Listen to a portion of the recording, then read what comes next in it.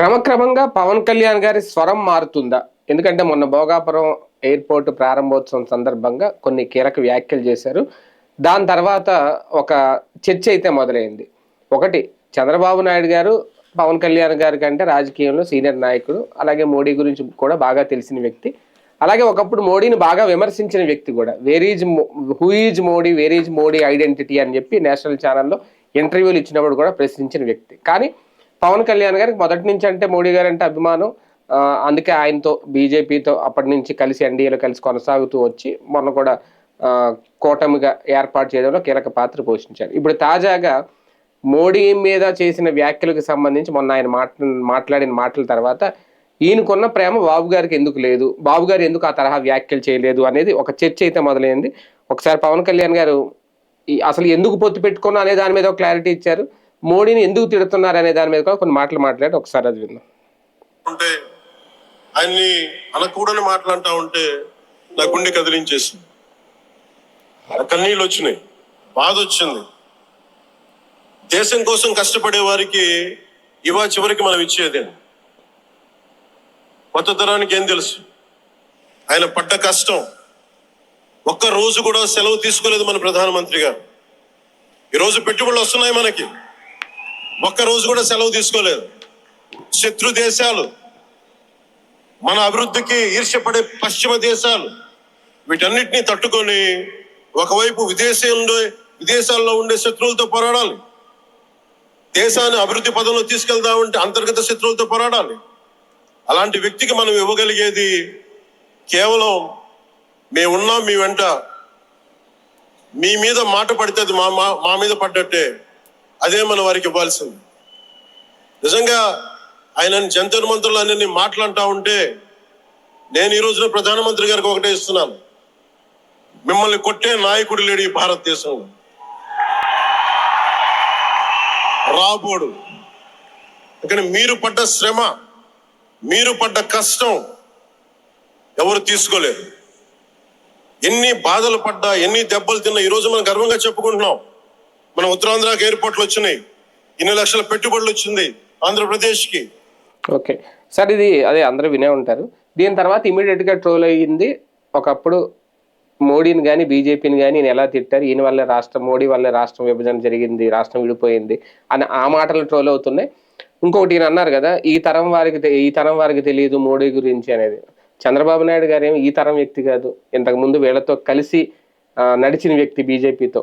ఆయన విడిపోయిన తర్వాత ఏ తరహా వ్యాఖ్యలు చేశారో నేషనల్ ఛానల్, అసలు మోడీకి ఒక ఐడెంటిటీ లేదు, అసలు మోడీ అంటే అప్పుడు ఎప్పుడు కలగని బాధ ఇప్పుడు, అంటే ఇప్పుడు కలిగడంలో తప్పేం లేదు, ఇప్పుడు కలగడం ఏంటి అంటే పవన్ కళ్యాణ్ వ్యాఖ్యలు ఏమన్నా డబుల్ గేమ్, మైండ్ గేమ్ అని కనిపిస్తోంది? ఏం లేదు, అతను ఎమోషనల్ ఫెలో. ఎప్పుడు ఏ ఇష్యూ ఉంటే అప్పటికప్పుడే స్పందించేస్తాడు. అప్పట్లో కోపం వచ్చింది అట్లా స్పందించాడు, అంతే. ఎప్పట్లో ప్రేమ వచ్చింది ఇట్లా స్పందించాడు, అంతే. ఆయన ఏవత్సమైన కారణాలు కాదు, ఏది శాస్త్రం కాదేమో, కోపమో శాస్త్రం కాదు, ప్రేమ శాస్త్రం కాదు, మానవ జీవితంలో సహజం కదా. ఇప్పుడు భార్యాభర్తల గొడవలు ఉంటాయి, తండ్రి బిడ్డల గొడవలు ఉంటాయి. ఆ క్షణంలో ఆవేశం వచ్చి తిట్టుకుంటారు, ఆ తర్వాత కామన్ గా మాట్లాడుకుంటారు. వీళ్ళదంతే, అంత మించి ఏం లేదు. అంత మించి ఇన్ని భయంకరమైన కుట్రదారుగా చూడాల్సిన అంశం అయితే ఏం లేదు. ప్రాక్టికల్ గా ఇతనికి మహా ఎమోషనల్. ఇప్పుడు కనుక ఎవరో చిన్న పాప ఏదో మాట్లాడిందంటే వెంటనే స్పందించేస్తాడు. మిగతా వాళ్ళు అంత ఓవర్ సెన్సిటివ్నెస్ ఉండదు. ఇతను ఓవర్ సెన్సిటివ్నెస్, ఓవర్ హేట్రేట్ కూడా. తను కక్ష కడితే ఇక రోజు మనకి చిన్నపిల్లలు కనుక స్కూల్లో మాట్లాడుకోకూడదు అంటారు చూడండి, ఆ టైప్ లోనే ఉంటది. జగన్ మీద అంత కక్ష ఉంది, అదే సందర్భంలో చంద్రబాబు మీద ప్రేమ ఉంటది, మోడీ మీద ప్రేమ ఉంటది. రేపొద్దున ఒకవేళ కనుక బీజేపీ రేపొద్దున పొత్తు వేరే కాదనుకుని ఇండివిజువల్ గా పోటీ చేసింది అనుకోండి, అప్పుడు బీజేపీ నిలదీస్తాడు మళ్ళీ. అప్పుడు పొరపాటున వైసీపీ నుండి బీజేపీ కలిసినాయి అనుకోండి, ఇద్దరిని కలిపి ఫుట్బాల్. దానికి కూడా ఇప్పుడు ఏమైనా ఇండైరెక్ట్ సంకేతం ఇచ్చారేమో ఇందులో అనుకున్నాను నేను. మేము మీ వెంటే ఉంటాం, మీకు అండగా ఉంటాం, హామీ ఇస్తున్నాను అన్నారు కదా. అంత పెద్ద పొలిటికల్ ఇదేం కాదు, నాది మామూలుగా చెప్పారా. సాధారణంగా ఏంటంటే ఇతనికి యంగ్స్టర్స్ ఫ్యాన్ ఎక్కువ. ఇప్పుడు జంజీ గొడవ అనేది ఏదైతే ఉంటుందో ఆ వయసు వాళ్ళే ఇతని ఫ్యాన్స్ ఎక్కువ ఉంటారు. కాబట్టి ఆ వయసులో ఉన్నటువంటి మన తెలుగు రాష్ట్రాలకు సంబంధించినటువంటి యువకులకి నేను మోడీ వెంటే ఉన్నాను, మీరు కూడా కాక్రోచ్ లాంటి వాళ్ళలో పడద్దు అనేటటువంటిది. అంటే ఆ వయసు కలిగినటువంటి పిల్లకాయలకి ఈయన తన వైఖరి ఏంటో చెప్తున్నాడు. అంటే మీరు ఇట్లా చెయ్యండి అని చెప్పడం కాదు, నేను మోడీ వెంటే ఉన్నాను అన్నటువంటి. దాంతోపాటు పెరిగే క్రమంలో ప్రతి ఒక్కళ్ళకి కూడా ఎదురయ్యే సమస్య. ఇప్పుడు మనం మన అమ్మా నాన్నల మాట విన్నాం, కానీ కాలేజీలు చదివే రోజుల్లో కొన్ని చోట్ల అభిప్రాయ భేదాలు వచ్చినాయి. ఇప్పుడు ఫర్ ఎగ్జాంపుల్ నేను బిఏ చదవాలనుకున్నా, మా నాన్న నన్ను బీఎస్సీ చదివించాలనుకున్నారు. ఇంటర్మీడియట్కి వెళ్ళినటువంటి సందర్భంలో మా నాన్న నన్ను బైపీసీ తీసుకోమంటారు, నేనేమో హెచ్ఈసీ తీసుకుంటానంట. ఎందుకు అంటే మా నాన్నకి ఓ సైంటిస్ట్, ఒక డాక్టర్ అవడం ఇష్టం. నేనేమంటానంటే ఇప్పుడు ఒకవేళ నేను బైపీసీ తీసుకుంటే నాకు సైన్స్ పెద్దగా ఇంట్రెస్ట్ సబ్జెక్ట్ కాదు. నెంబర్ 1, నాకు సైన్స్కి సంబంధించి మా టీచర్ని బట్టి ఎన్ఎస్ మీద బాగా ఇష్టం ఉంది, పిఎస్కి సంబంధించి అంత అవగాహన తక్కువ ఉంది. పాస్ అయిపోతాను, నేను అయ్యాను, 10th వరకు ప్రాబ్లం లేదు. కానీ ఇంటర్మీడియట్ వీటిట్లో వచ్చేటటువంటి అవి నాకు అంత అంటే దాని మీద అభిమానంగా చేయలేను. సోషల్ అయితే నాకు అభిమానం, హిస్టరీ ఎకనామిక్స్ సివిక్స్ కాబట్టి బాగా చేస్తానని నేనంట. దాంతో ఏమొస్తుంది, బిఏ అంటే ఏదో క్లర్కల్ ఉద్యోగం అంటారు నాన్న. దీంట్లో ఏమొస్తుంది, డాక్టర్ చదవాలంటే నేను ఇక్కడ ర్యాంకులు సాధించుకుని ఎంసెట్లు పూర్తి చేసుకుని ఆ తర్వాత ఫీజులు చూసిన లక్షలు ఉంటుంది, నువ్వు కట్టలేవు, నేను చేయలేను, అంత ర్యాంకులు తేలేను అనేది నేను చెప్పేది. ఇద్దరం అక్కడ అట్లాగా అయ్యింది. ప్రిన్సిపాల్ దగ్గరికి వెళ్ళాం, ఆయన ఇదంతా వద్దు బీకామ్ చదివించని చెప్పారు. సరే ప్రిన్సిపాల్ గారు చెప్పారు కదా బీకామ్, సరే అయితే ఇంగ్లీష్ మీడియం అన్నారు. లేదు తెలుగు మీడియం చదువుతానంట నేను దాంట్లో. ఎందుకంటే నేను నిన్నటిదాకా 10th క్లాస్ తెలుగు మీడియంలో చదివి అకస్మాత్తుగా ఇంగ్లీష్ మీడియం అంటే ఎట్లా అంటే నేను. ప్రిన్సిపాల్ గారు కూడా ఓకే ఇంటర్మీడియట్ వరకు తెలుగు మీడియం చదివిద్దాంలే, తర్వాత ఇంగ్లీష్ మీడియం అంటే డిగ్రీలో వేద్దాంలే అని చెప్పారు. ఎనఫ్. ఇట్లాంటి ఒక మధ్య వచ్చుతాం. ఆ టైంలో ఒక గ్యాప్ ఉంటుంది. ఇదేమి ద్వేషం కాదు. బేసిక్గా ఇప్పుడు ఉన్నటువంటి యువతరం ఎవడైతే ఉద్యమాలు చేస్తున్నారో వాళ్ళలో ఏ కాక్రోచ్ జనతా పార్టీ వ్యవస్థ ఒకటి అభిజిత్ దుప్కేకో ఇట్లాంటి వాళ్ళకి కొన్ని పొలిటికల్ ఇంటెన్షన్స్ ఉన్నాయి, కానీ మిగతా స్టూడెంట్స్కి అంత పెద్ద ఇష్యూ ఏం కాదు. వీళ్ళు చెప్పినటువంటి మాటలు. రెండవది ఏంటంటే అక్కడికి వచ్చిన స్టూడెంట్స్లో కూడా ఎక్కువ మంది వామపక్ష భావజాలికులు, రెండవది కాంగ్రెస్ ఐడియాలజిస్టులు, ఇంకోటి ఆమ్ ఆద్మీ పార్టీ, సమాజ్వాదీ పార్టీ, అంటే యాంటీ బీజేపీ ఫోర్సెస్ అవన్నీ కూడా వాళ్ళ మాటల్ని అదేదో జంజీ మాటలు అన్నటువంటి ప్రొజెక్ట్ చేస్తున్నారు వీళ్ళు. జంజీ అందరూ కాదు వాళ్ళు. ఇప్పుడు మనకి ప్రతిసారి మనం కాలేజీలు చదివే రోజుల్లో, మనం స్కూల్లో చదివే రోజుల్లో వామపక్ష భావజాలకు ఉద్యమాలు చూసాం. ఎన్ఎస్యుఐలు, ఏఎస్ఎఫ్లు, ఎస్ఎఫ్ఐలు, ఇట్లా కాంగ్రెస్ వామపక్ష భావజాలకు ఉద్యమాలు చూసాం కదా. మనందరం వెళ్ళిపోయి దాంట్లో చేరిపోయాము లేదు కదా. మన కాలేజీ మొత్తం మీద 1% ఉంటారు వాటిట్లో, మొత్తం స్టూడెంట్స్ లో 0.5% కూడా ఉంటారు స్టూడెంట్స్ యూనియన్. వాళ్ళు స్టూడెంట్ యూనియన్ కూడా మొత్తం స్టూడెంట్స్ కూడా అంటే ఎట్టాగా. ఇప్పుడు నేనే చెప్పాను ఇంతకుముందు కూడా, యాంటీ రిజర్వేషన్ ఉద్యమం చేశారు, నాకేం రిజర్వేషన్ లేవు, నేను బట్టి ఆ ఉద్యమాన్ని వ్యతిరేకించాను. ఎందుకంటే రిజర్వేషన్లు ఎప్పుడు తీయడరా బాబాయ్, నేను డైరెక్ట్గా ఇదే మాట చెప్పారు, రిజర్వేషన్లు ఎప్పుడు తీయడరా ఎలక్షన్లో ఉన్నంత వరకు. ఈ దేశంలో ఎలక్షన్లు ఎత్తే చైనా లాగా నియంతృత్వ ప్రభుత్వాలు వచ్చినప్పుడు ఏమైనా తెస్తారేమో, అప్పటిదాకా ఈ దేశంలో ఎవడు రిజర్వేషన్లు ఎత్తేయలేరు. నెంబర్ 1. మనం ఇప్పుడు ఉద్యమం చేయడం వల్ల ఉన్న క్లాసులు పోగొట్టుకుని రిజర్వేషన్లు లేని మనం చదువు కూడా క్లాసు కూడా పోగొట్టుకుంటే రేపు పొద్దున మనం పాస్ కూడా నాశనం అయిపోతుంది ఫ్యూచరు. వద్దురు నాయన అంట నేను, లేదు చేయాల్సిందని గొడవకు దిగారు. నేను వాళ్ళు వెళ్ళిపోయాక వాళ్ళతో పాటు బయటికి వెళ్ళేవాడిని, రోజు 45 రోజులు వాళ్ళతో పాటు బయటికి వెళ్ళేవాడిని. ఆ తర్వాత వచ్చి మళ్ళీ క్లాసులో కూర్చునేవాడిని. నేను కూర్చున్నానని నా క్లాస్లో ఉన్నటువంటి నాతో పాటు ఉంటే ఇంకో 3-4 ఫ్రెండ్స్ ఎవరైతే నా బెంచ్ బ్యాచ్ చదువుకోవడం ఇష్టం ఉన్న వాళ్ళు వచ్చితే కూర్చొని అక్కడే ఎందుకంటే ఇంటికి వెళితే చదువుకు సంబంధించి మిస్ అయిపోతాం అనేసి అక్కడే కూర్చొని చదువుకుంటుంటే లెక్చరర్లు వాళ్ళకి సెలవు ఉండదు. స్ట్రైక్ అంటే వాళ్ళు ఏమి ఇంటికి పోరు, మనం ఎయిడెడ్ కాలేజీలు కదా. వచ్చి ఏమయ్యా మీరు ఇక్కడ కూర్చున్నారండి సార్ ఇట్లాగంటే ఏమైనా డౌట్లు ఉంటే అడగండి అంటే డౌట్లు అడగడం బిగిన్ చేస్తే వాళ్ళు క్లాసులు చెప్పడం బిగిన్ చేసేసారు నిదానంగా ఒకళ్ళకు. ఈ 4-5 మేము కూర్చుంటున్నామని ఆడపిల్లలు వచ్చి కూర్చోవడం బిగిన్ చేశారు. అట్లా మా క్లాస్ మొత్తం నడవడం బిగిన్ చేసి 10వ రోజుకి మా క్లాస్ ఒక్కటే నడుస్తుంది, వీళ్ళతో పాటు బయటికి వెళ్ళిపోతాం. తర్వాత వస్తాం. మా ప్రిన్సిపల్ కాంగ్రెస్ పార్టీ ఆయన గౌతు, ఈ శివాజీ వాళ్ళు ఉన్నారు కదా ఇప్పుడు సోమసుందర్ శివాజీ ఆయన గౌతు లచ్చన్న గారు ఉన్నారు కదా, ఆయన భక్తుడైన మా ప్రిన్సిపల్ కాంగ్రెస్ అనమాట, అభ్యర్థిగా కూడా పోటీ చేసినట్టున్నాడు తర్వాత రోజుల్లో. ఆయనకి మాకు తెలియదు, రాజకీయాలు నాకు తెలియదు ఆ రోజుల్లో. మా ప్రిన్సిపాల్ ఏం చేశాడు, ఈ ఉద్యమం చేసే వాళ్ళని ఏకేసి వాళ్ళ క్లాస్కి అటెండెన్స్ పడుతుంది అని చెప్పాడు. మొత్తం కాలేజీ స్ట్రైక్ అని రాయాలని వీళ్ళు కోరుకున్నారు. ఈ క్లాస్ వరకు అటెండెన్స్ పడుతుంది. వాళ్ళు ఆ కారణంగా మా మీదకి వచ్చి దాడికి దిగారు. మీరు ఎట్లా చెప్పించుకుంటారని క్లాస్ జరుగుతుండగా వచ్చి, అరే మేము అటెండెన్స్ ఏమని చెప్పలేదురా నాయన. కానీ ఇప్పుడు నేను ట్యూషన్లు ఒక్కొక్క స్టూడెంట్ మా క్లాసులో ఉన్న వాళ్ళందరూ ట్యూషన్ చెప్పించుకునేవాళ్ళు. ఏడాదికి 2,000 రూపాయలు అప్పుడు ఇంటర్మీడియట్లో ఒక సబ్జెక్ట్కి. నేను నా కాలేజీ ఫీజు 350 రూపాయలకే చావాలి. ఫస్ట్ ఇయర్ 550, 2వ ఏడాది 350. ఎవరికి సెలవుల్లో ఏదైనా పని చేసుకుంటే వచ్చిన డబ్బులతో నోట్బుక్స్ కాలును టెక్స్ట్ బుక్స్ కొనుక్కున్నటువంటి రోజులే. నాన్ టెక్స్ట్ బుక్లకి డబ్బులు ఇస్తాను. నోట్బుక్స్ వచ్చేటప్పుడు నేను ఇట్లాగా ఈ క్యాల్కో బుక్స్ అని ఉంటాయి, అంటే మన న్యూస్ ప్రింట్ పేపర్స్ అవి అమ్ముతారు కిలో లెక్కన. అవి కొనుక్కొచ్చుకుని బైండింగ్ షాప్లో పనిచేసి అక్కడ దాంట్లో భాగంగా అటు జీతం తీసుకుంటే ఇది మా పర్సనల్గా చేసుకున్నవాళ్ళు. ఇలాంటిది చేసుకున్న అలా రూపాయికి తిప్పలు పడ్డటువంటి వాళ్ళం 2,000 రూపాయలు పెట్టి ఒక్కొక్క సబ్జెక్ట్కి నేను ట్యూషన్ ఆడకపోతాను, నేను చేయలేను. కాబట్టి నేను క్లాసులో కూర్చుంటే ఇంత రచ్చ జరిగింది. ఇప్పుడు నేనేంటి గొడవకి దిగినోడ్నా లేదా అవతల స్టూడెంట్స్ యూనియన్ కరెక్టా నేను కరెక్టా అనేది ఇవాళ కూర్చొని డిబేట్ చేస్తే అనవసరంగా వాళ్ళని గెలికే ఉంటాడేమో ఇంకోటి. ఇప్పుడు ఢిల్లీలో జరిగిన పరిణామాలు అట్లాంటి దాన్ని తిట్టలేదు ఈయన, ఆ మాటల్ని ఉద్యమాన్ని తప్పుబట్టల ఆయన. అలాగే ప్రొటెస్ట్ జరుగుతున్నప్పుడు కూడా ఈయనకి స్టాండ్ ఏంటి? ఎందుకంటే ఈయన ఎన్డీఏలో భాగస్వామిగా ఉన్నా సరే దాన్ని వ్యతిరేకించలేదు, ఈయన స్టాండ్ ఏంటి చెప్పలేదు, జనసేన సైలెంట్ గా ఉంది. ఇప్పుడు మాట్లాడడం ఏంటి అనేది ఆశ్చర్యం. అంటే జనాలు క్వశ్చన్ చేశారు సోషల్ మీడియాలో, నువ్వు జంజీ హీరో కదా, నీ దగ్గర అంత యూతే కదా, మాట్లాడవా నువ్వు, నోరు మీద ప్రతిదానికి ప్రశ్నిస్తా అంటావు కదా అని. దానికి సమాధానం ఇది నా వైఖరి, నేను మోడీకి సమర్థకుణ్ణి, అక్కడ చేసిన ఉద్యమం కరెక్ట్ కాదు, ఉద్యమం కంటే దూషణలు, మోడీని దూషణ అన్నటువంటిది. ఒక అమ్మాయి ర్యాపిడ్ యాక్షన్ ఫోర్స్ వాళ్ళు బ్లూ డ్రెస్ ఆ పక్క నుంచుని వ్యాన్ పిక్ వాడతాం కదా మనం, అదేది మరుగుదొడ్లని, దాంతో జట్టు కట్టి వీళ్ళు అట్టాంటోళ్ళని ఒక వీడియో చేసింది. ఇంకొక అమ్మాయి సైన్యం ఫక్ అంటూ మిడిల్ ఫింగర్ చూపించి, ఇంత కారు కోతలు అనేటటువంటిది. పోనీ వీళ్ళు ఏమన్నా పెద్ద మేధావులా, పోనీ నిజంగా స్టడీస్ అంటే ఇన్స్టాగ్రామ్లో పాపులారిటీ కోసం కారు కోతలు కూర్చున్నారు.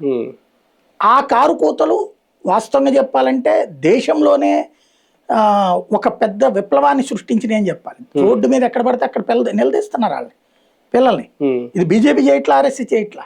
పెద్దవాళ్ళు అడుగుతున్నారు, ఏమ్మా నువ్వే కదా మొన్న మోడీని తిట్టింది, సిగ్గుందా నీకు అని ఆడపిల్లల్ని అడిగినటువంటి సందర్భాలు ఉన్నాయి. సోషల్ మీడియాలో భారీ ఎత్తున వాళ్ళని క్వశ్చన్ చేస్తుంటే ఒక్కొక్కళ్ళు వచ్చి క్షమాపణ చెప్తున్నారు. ఆ దశలో ఈయన కొంచెం మేబీ బ్యాలెన్స్ చేసుకున్నట్టున్నాడు, ఎందుకు వచ్చిన గొడవ అని ఎప్పటిదాకా మాట్లాడారు. ఎప్పుడైతే ఇప్పుడు సోషల్ మీడియాలో ఆ ఉద్యమం పూర్తి అయిపోయాక వచ్చిన తిరుగుబాటు చూశారు కదా, అప్పుడు ఓహో సొసైటీలో మెజారిటీ ప్రజలు ఆ దోషాన్ని వ్యతిరేకిస్తున్నారు కదా అని ఈయన కూడా ఒక రకంగా ఈ ఉద్యమం పట్ల మిత్రపక్షాలు కాస్తంత దూరంగానే ఉన్నాయి ఆంధ్రప్రదేశ్ లో. ఎందుకంటే ఈయన మాట్లాడినట్టు, ఈయన ప్రేమ ఒలగబోసినట్టు కనీసం అది కూడా బాబు గారు కూడా చేయలేదు. అంటే ప్రాక్టికల్ గా ఒకటి, ఇందులో బీజేపీని ఎన్డీఏ భాగస్వామ్య పక్షాలని పిలవలేదు దీనికి. అవును, బీజేపీ ఒంటరిగా ఫేస్ చేసింది. బీజేపీకి అండగా ఉందాం ఈ ఉద్యమంలో వీళ్ళెవరు అనుకోరా, వీళ్ళందరూ ఎవరు అవకాశవాదం వాళ్ళు చూసుకోండి. పోతే బీజేపీ వస్తే కొత్త పక్షం, అప్పుడు వెళ్ళిపోతారు వీళ్ళంతా అవసరమైతే. ముందు కాంగ్రెస్ పోలేదేంది, వీళ్ళు వెళ్ళిపోతారు. కాబట్టి బీజేపీ భాగస్వామ్య పక్షాలు ఎవరు కూడా ఓపెన్ గా ఇందులో ఎలాంటి స్టేట్మెంట్ ఇవ్వాలి. అంటే ఇక్కడ ప్రొటెస్ట్ కి అనుకోకుండా అనుకుని వచ్చిందో ఐఎన్డీఏ మద్దతు కంప్లీట్ గా వచ్చేసింది. కొన్ని పార్టీల నాయకులు డైరెక్ట్ గానే పాల్గొన్నారు. ఇంకా రాహుల్ గాంధీ లాంటి వాళ్ళు అయితే ఇంకొచ్చేసారు కాబట్టి అప్పుడు ఆటోమేటిక్ గా బీజేపీకో నరేంద్ర మోడీకో ఎన్డీఏ పక్షాలు సపోర్ట్ చేయాలి కదా, ఆటోమేటిక్ గా వీళ్ళు మద్దతు ప్రకటించాలి. వాళ్ళు సైలెంట్ గా ఉన్నారు. ఇప్పుడు ఈయన చూపించిన ప్రేమ, కనీసం మోడీ మీద ఈ తరహా వ్యాఖ్యలు చేయడం నాకు బాధ కలిగించింది అన్నారు. అలాంటి వ్యాఖ్యలు చంద్రబాబు నాయుడు గారు ఎందుకు చేయలేకపోయారు? లేదు, ఇక్కడ చిన్న చేంజ్ ఉంది. విషయం ఏంటంటే కాక్రోచ్ ఉద్యమానికి ఏ రాజకీయ పార్టీలో కూడా మామూలుగా ఆ టైంలో వాళ్ళు అడుగుతున్నారు అన్నారు కానీ వెళ్ళి మద్దతు ప్రకటించారు. ఆమ్ ఆద్మీ పార్టీ ఒకటి అసలు నడిపించింది, ఆమ్ ఆద్మీ పార్టీ. ఫ్యాక్టరీ ఏది దాని పేరేమంటారు, ఫ్యాక్సీ వార్ ఓ రకంగా ఆమ్ ఆద్మీ పార్టీ, కేజ్రీవాల్ వెళ్ళటం వరకు అంతవరకు నడిచింది. మిగతా కమ్యూనిస్టులు సరే ఎట్లాగో ఉంటారు. ఆ రాజకీయ ఉద్యమంగా జరగల. 20వ తారీఖు ఇన్సిడెంట్ తర్వాత ఓన్ చేసుకునే ప్రయత్నం రాహుల్ గాంధీ చేశాడు, కాంగ్రెస్ పార్టీ చేసి 21వ తారీఖు వెళ్ళి ప్రధానమంత్రి ఇంటి దగ్గర కూర్చోవడం.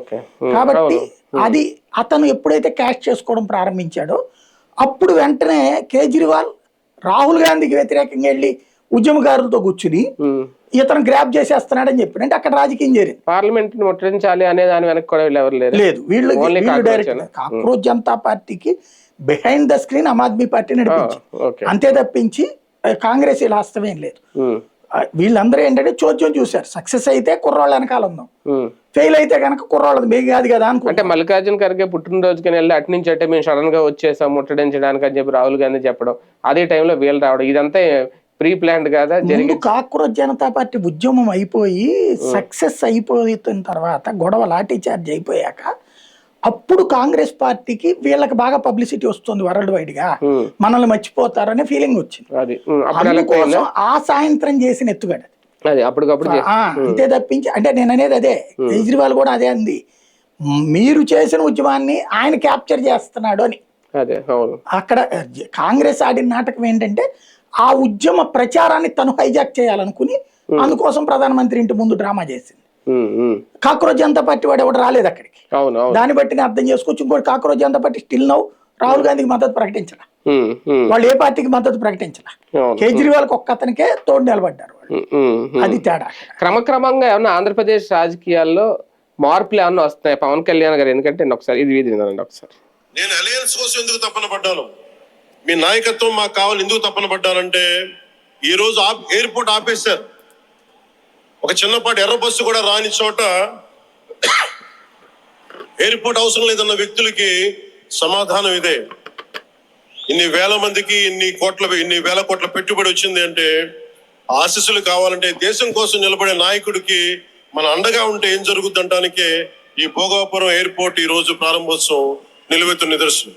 అంటే అలయన్స్ గురించి మాట్లాడారు, భారతీయ జనతా పార్టీతో ఎందుకు మనం కలిసి వెళ్ళాలి అనే దాని గురించి ఇంకా చాలానే చెప్పారు. అంటే ఇక్కడ బీజేపీకి ఎప్పుడు నేను సపోర్ట్ అనేదా, ఈయన మాట ఏమన్నా మారుతోందా క్రమక్రమంగా? ఏం లేదండి, ఆయనకు కొంత పరిపక్వత ఉంది అందులో. ఇప్పుడు అక్కడ ఎయిర్పోర్ట్ని వీళ్ళ రాసి ఇచ్చిందే, ఈయన కూడా చదువుకున్నారు. అక్కడ ఎర్రబస్సు ఈ పాయింట్ వాస్తవంగా ఆ మాట అన్నది ఎవరంటే, జగన్ ఈ పాదయాత్ర చేసి వెళ్ళినప్పుడు ఒక మహిళ అంది, మా ఊర్లో పొలాలందరూ తీసేసుకుంటానంటారు, ఎన్ని వేలు అసలు ఈయనకి కానీ వీళ్ళందరికీ తెలిసి కూడా డ్రామా ఆడుతున్నారు. కానీ ఒక ఎయిర్పోర్ట్ భారతదేశంలో అతిపెద్దదైనటువంటి ఎయిర్పోర్ట్ స్టిల్ నో హైదరాబాద్ 5,500 ఎకరాలు, శంషాబాద్ ఇక్కడ 15,000 ఎకరాల తోట. అంటే ఏంది అక్కడ ఎయిర్పోర్ట్కి 15,000 ఎకరాలు ఏం చేసుకుంటారు? ఫస్ట్ ప్రాక్టికల్ థింకింగ్ ఉండాలి. ఇప్పుడు హైదరాబాద్లో ఉన్నటువంటి ఎయిర్పోర్ట్కి అటు తెలంగాణ నుంచినే కాకుండా ఆంధ్ర నుంచి కూడా పోదు మనం. అంటే టోటల్గా చూస్తే దాదాపు 9 కోట్ల జనాభాకి సంబంధించినటువంటి స్టేషన్ అది శంషాబాద్ ఎయిర్పోర్ట్. ఆ రోజుల్లో ఉమ్మడిగా ఉన్నప్పుడు కట్టింది అది, ఇప్పుడు కట్టింది కాదు. అది 3 కోట్ల మంది కోసం కట్టింది కాదు, 9 కోట్ల మంది. ఇంకోటి అది జంక్షన్ పాయింట్ తెలంగాణలో హైదరాబాద్ అనేటటువంటిది. అటు కర్ణాటక బెంగళూరుకు పోవడానికైనా, ఇటు చెన్నైకి పోవడానికైనా, అటు పక్కన ఒరిస్సాకు పోవడానికైనా ఎటైనా జంక్షన్ పాయింట్ కాబట్టి అక్కడ ఇంటర్నేషనల్ ఎయిర్పోర్ట్ పెద్దది కట్టడం అవసరం. అమెరికాకి పోవడానికి, దుబాయ్కి పోవడానికి, ఎటు పోవడానికైనా సరే అక్కడికి వస్తారు ప్రయాణికులు. ఇప్పుడు ఇక్కడ వైజాగ్ వచ్చేటప్పటికి ఒరిస్సాలో ఎయిర్పోర్ట్ ఉంది, భువనేశ్వర్ ఎయిర్పోర్ట్ ఉంది, ఇంటర్నేషనల్ ఎయిర్పోర్టే ఉంది. ఆంధ్రప్రదేశ్కి విడిపోయిన ఆంధ్రప్రదేశ్కి కావాలి, నో డౌట్. ఇప్పుడు మనం విజయవాడలో ఉన్నటువంటి వాళ్ళు ఈ ఎయిర్పోర్ట్లో ఫ్లైట్కి సంబంధించి ఒక ప్రాక్టికల్గా ఆలోచించాలి. తిరుపతి దిగాల్సినటువంటి ఒక సాఫ్ట్వేర్ ఇంజనీర్ విదేశాల నుంచి వచ్చినోడు విశాఖపట్నంలో దిగి తిరుపతి వస్తాడా, బెంగళూరులో దిగి వస్తాడా, చెన్నైలో దిగి వస్తాడా? సింపుల్. నెల్లూరు, తిరుపతి, చిత్తూరు జిల్లాల వాళ్ళందరూ ఐదర్ చెన్నై, బెంగళూరు, ఈ రెండిటికే చాయిస్ ఇంటర్నేషనల్ గా చూసుకుంటే. దాదాపు రాయలసీమ వాళ్ళందరూ అక్కడే, వాళ్ళు విశాఖపట్నం నుంచి ఎందుకు వస్తారు? సింపుల్. కృష్ణా, గుంటూరు ఇటు పక్కన వాళ్ళ విజయవాడ దాదాపుగా ఏలూరు దాకా లెక్క చూసుకున్నప్పుడు ప్రకాశము, ఒంగోలు వీళ్ళందరూ హైదరాబాద్ ఎయిర్పోర్ట్ కి వస్తారు తప్పించి విశాఖపట్నం ఎయిర్పోర్ట్ కి ఎందుకు వెళ్తారు? భోగాపురంలో దిగి ఇంటర్నేషనల్ ఫ్లైట్ అక్కడి నుంచి ఇక్కడికి వచ్చే టైంకి, హైదరాబాద్ దిగి వచ్చే టైంకి దాదాపు 4-5 గంటలు తేడా ఉంటుంది. కాబట్టి అక్కడికి ఎందుకు వెళ్తారు? వైజాగ్కి, భోగాపురంకి. ఇది రెండో కోణం. ఇక అక్కడ ఎవరు ఉంటారు? విశాఖపట్నంలో దిగే వ్యాపారాల కోసం దిగేవాళ్ళు, వాళ్ళ కోసం పనికొస్తారు ఇంటర్నేషనల్. అది ఇప్పుడు హైదరాబాద్లో రోజుకి ఒక 150-200 సర్వీసులు ఉంటే ఇక్కడ 20-30 తిరుగుతాయి. ఇందులో డొమెస్టిక్ ఎక్కువ ఉంటాయి, అంతే. అక్కడ ఇంటర్నేషనల్ 100 దాకా తిరుగుతాయి, డొమెస్టిక్ 250 300 దాకా తిరుగుతాయి హైదరాబాద్. ఇక్కడ 30లో 1 2 ఇంటర్నేషనల్ అవుతాయి. దానికి 1500 ఎకరాలు అవసరమా? 15,000, 1500 కాదు, 15,000 ఎకరాలు. ఇప్పుడు అమరావతిలో అంతా 5,000 ఎకరాలు, 5,000 ఎకరాలు. ఈ 15,000 ఎకరాల దాన్ని అక్కడ ప్రజలు, ఇప్పుడు అమరావతిలో ఎట్లయితే రైతులు అరే మీరు డెవలప్ చేయండి అయ్యా బాబు, స్టెప్ బై స్టెప్ చేయండి, కానీ ఒకేసారి మా భూమి లాక్కుని మమ్మల్ని రోడ్డు మీద పడేసేసి నిన్నదాకా కడుపు నిండా తింటున్న వాళ్ళని వాళ్ళు అకస్మాత్తుగా రోడ్డు మీదకి వచ్చి మేము ఇచ్చే ఏడాదికి ఇచ్చే పరిహారంతో బతకండి అంటే ఎట్ట బతుకుతామన్నారు. అక్కడ కూడా అదే, ఒక రైతు తరతరాలు బతుకుతాడు 1 ఎకరం మీద. నువ్వు అది లాగేసుకుని నేను పరిహారం ఇస్తానంటే ఆ పరిహారం 4 ఏళ్లలో అయిపోతుంది. వాట్ నెక్స్ట్ వాళ్ళ బతుకు అనేది కదా వాళ్ళ బొంద, ఇది వాళ్ళనేది వీళ్ళు వాళ్ళ బొంద ఇట్లా మాట్లాడుతున్నారు. కానీ జరుగుతున్నది ఇది. దాంతో ఈ ఆగ్రహం అన్నటువంటిది పెరిగినప్పుడు వాళ్ళు జగన్ని కలిసినప్పుడు సాంత్విక మా జీవితం ఏంటయ్యా అని అడిగినప్పుడు ఆ అమ్మాయి అంది ఈ మొక్క, ఏది ఎర్రబోసు కూడా రాదయ్య మా ఊరికి అని. జగన్ దాన్ని ఈ సమస్యను పరిష్కరించాలి అన్నటువంటి అతను వ్యతిరేకించిన మాట వాస్తవం. తర్వాత జగన్ అధికారంలోకి వచ్చాక మొదటి 2 ఏళ్ళు కూడా అక్కడ దాన్ని ఏమంటారు, కరోనా వచ్చా ఆ గొడవలో ఉండే ఎలక్షన్. తర్వాత 2 ఏళ్ళు 2022 ఎండింగ్ దాకా అతను ఏం చేయలేకపోయాడు, చేయడానికి ఏం లేదు సమస్య. ఆ టైంలో స్కూల్ బాగు చేసుకోవడం ఎట్లాంటివి చేసుకున్నాడు, ఆసుపత్రులు బాగు చేసుకోవడం ఇది. ఎందుకంటే రోజు వచ్చిన డబ్బులు వచ్చినట్టు ఇక్కడ నీకు ట్రీట్మెంట్లకే సరిపోతుంది కదా, తింటం ఉండటానికే సరిపోతుంది. 2022 తర్వాత 23 నుంచి యాక్టివిటీ బిగిన్ చేశాడు, 24 ఎలక్షన్ వచ్చేసాయి, ఏడాదిన్నరే ఇక సరిగ్గా అతని పని. ఆ టైంలో ఎయిర్పోర్ట్కి సంబంధించి పరిష్కరించాలి మనం అన్నప్పుడు 15,000 ఎకరాలు తీసేసి ఇప్పుడు ఎంత మొత్తం 3,000 ఎకరాలు జిఎంఆర్ వాళ్ళని ఒప్పించాడు. అంతకుముందు వీళ్ళ లెక్క ఏంటి, 15,000 ఎకరాలు జిఎంఆర్కి ఇప్పించేసి అందులో తర్వాత వీళ్ళ లెక్కలేదో వీళ్ళకు ఉంటాయి సిస్టమ్. అలా కాకుండా కట్టాలి కంపల్సరీగా భోగాపురం, బట్ 15,000 ఎకరాలుగా 3,000 2,500 3,000 ఒప్పుకున్నారు. ఒప్పుకున్నాక కట్టడం ఆయన హయాంలోనే శంకుస్థాపన జరిగింది. అది ఆగడం ఏంటి, చంద్రబాబు టైంలోనే డ్రామా జరిగింది. 2019 ఎలక్షన్స్ ఇంకొక 2 నెలలు ఉన్నాయనగా ఫిబ్రవరిలో శంకుస్థాపన జరిగింది. అది కూడా భూసేకరణ పూర్తి చేయలే. జగన్ వచ్చి ఆ భూసేకరణలో మిగతా రైతుల భూములు రైతులకు ఇచ్చేశాడు. ఇచ్చేసి ఆ 2-3 ఎకరాలే పెట్టుకుని అది జిఎంఆర్ కప్పు చెప్పాడు. అప్పుడే ఈ దానికి కావాల్సిన అన్ని అనుమతులు తెచ్చిచ్చాడు. అప్పటి నుంచి కన్స్ట్రక్షన్ జిఎంఆర్ చేసుకుంది, వాళ్ళది పూర్తయింది. ఈయనేమంటాడు, అప్పుడు ఆపేశారు మేము తెచ్చామంటున్నాడు. అతను ప్రారంభిస్తే వీళ్ళు ప్రారంభించారు, అతను శంకుస్థాపన చేశాడు వీళ్ళు ప్రారంభించారు. సరిగ్గా చెప్పాలంటే చంద్రబాబు నాయుడు గారు శంకుస్థాపన చేసిన చోట జరగల కన్స్ట్రక్షన్, అది వేరు, ఇప్పుడు జరిగింది వేరు. శంకుస్థాపన ఇక్కడ జగన్ రాయి ఉంటది, శంకుస్థాపన దాన్ని మళ్ళీ పక్కన పడగొట్టారు అప్పుడు గొడవలు. ఇక్కడ శంకుస్థాపన అప్పుడు ఎందుకు జిఎంఆర్ది ఓపెన్ గా వీడియోలో ఉన్నాయి. మీ నాన్నగారి హయాంలో ఇది చేసాము హైదరాబాద్ ది ప్లస్ ఢిల్లీది కూడా చేసామని ఆయనే చెప్పాడు. ఢిల్లీది కూడా రాజశేఖర్ రెడ్డి జిఎంఆర్కి ఇప్పించాడు ఎయిర్పోర్ట్. ఆ 2 మీ నాన్న హయాంలోనే ప్రారంభించాము, శంకుస్థాపన మీ నాన్న హయాంలో జరిగింది, ప్రారంభోత్సవం కూడా మీ నాన్న చేతుల మీదుగానే జరిగింది. ఇక్కడ ఇది నేను ఈ ఏరియా వాడిని, నా ఏరియాది మీ పుణ్యమాని కడతానని అతను ఓపెన్ గా చెప్పాడు. మీ హయాంలో జరగాలని కోరుకున్నాడు, కాకపోతే అప్పుడే 3 ఏళ్ళు పడుతుందని ఆయన చెప్పాడు. జగన్ 2 ఏళ్లకు పూర్తి చేయవన్నా అని అడిగాడు, సాధ్యం కాదన్నాడు. అప్పుడే జగన్ ఆ స్టేజ్ మీద నుంచి ఆయన వచ్చేసాడు. 2026కి ఇక్కడి నుంచి ఫ్లైట్లు ఎగురుతాయి అని జరిగింది. అదే ఏముంది అందులో ఆయన ఆపితే మేము చేసాం. ఇది దాంట్లో అంటే అన్నిటికంటే ఈ నినాదం ఎత్తుకున్నారు కానీ ఆ లెక్కన వీళ్ళెన్ని మాటలు మాట్లాడారు, అది జరగదు ఇది జరగదని, రాష్ట్ర దేశంలోనే జరగదు అన్నారు. నరేంద్ర మోడీ ఉంటే టీ అమ్ముకోవడానికి కూడా పనికి రాడన్నారు. ఇవన్నీ మాట్లాడలేదు వీళ్ళు మాత్రం. కాకపోతే ఇందులో మళ్ళీ క్రెడిట్ చౌర్యం గురించి ఎవరిది వాళ్ళది అన్నట్టు రైట్ చూద్దాం. మొత్తానికి పవన్ కళ్యాణ్ గారు చేసిన వ్యాఖ్యలు ఇప్పుడు ఒక చర్చనీయాంశం అయినాయి. అంటే నిజంగా ఆయన మోడీ మీద ప్రేమతో మాట్లాడినా సరే చంద్రబాబు నాయుడు గారు ఎందుకు మాట్లాడలేకపోయారు అనేది భవిష్యత్తు రాజకీయాలకు సంబంధించి ఎప్పటి నుంచి ఆయన కొత్త రూట్ మ్యాప్ ఏమన్నా వేసుకుంటున్నారు అనేది కూడా చర్చ. ఏం జరుగుతుందో చూద్దాం.